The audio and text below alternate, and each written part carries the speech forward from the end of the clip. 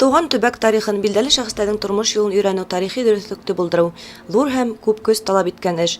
Бик кирәк галимдар да бында катмарлы эшкә тотынырга юрьят итә. Республикала билдәле галим, тарих фәннәре кандидаты Фуат Мырзагали Сөләймановның эшмәкәрлеге иһә тап шул тарихи вакыйгаларны билдәле шәхестәрнең тормыш юлына кагылышлы мәгълүм итте. Фәнни яктан дәлилләүгә кайтып кала. Фуат Сөләйманов этнография, мәдәният, төбәктең тарихына кагылышлы 100 фәнни эш, шул исәптән 5 монография авторы.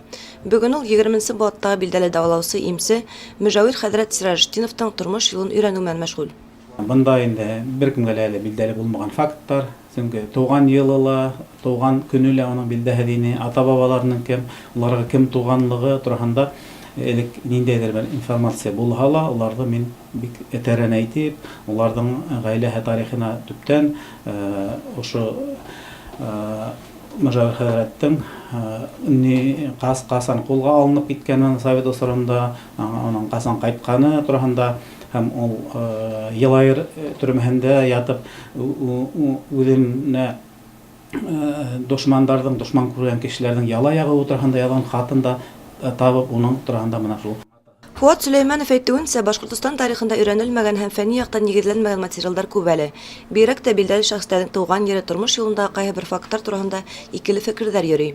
Борынгы язуларда иске төрки телен белү тарихчыга үткәндәрне бар дөрестлегендә киң укучыларга yetkергә булышлык итә. Якын киләчәктә 20нче буат башында халык шагыйре Шәһзадә Бабичның иҗаты буенча диссертация язган, әмма бүгенге көндә онытыла барган язучы һәм публицист Зәбихулла Искужинның тормыш юлын өйрәнү буенча планнар кора.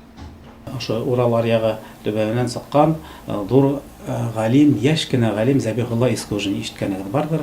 Былтырала Гөлсәсек Саламатова филология фәннәре кандидаты күтәреп сыкты. Ул Елайыр районы Мәхсүт авылында туган бер шәхес.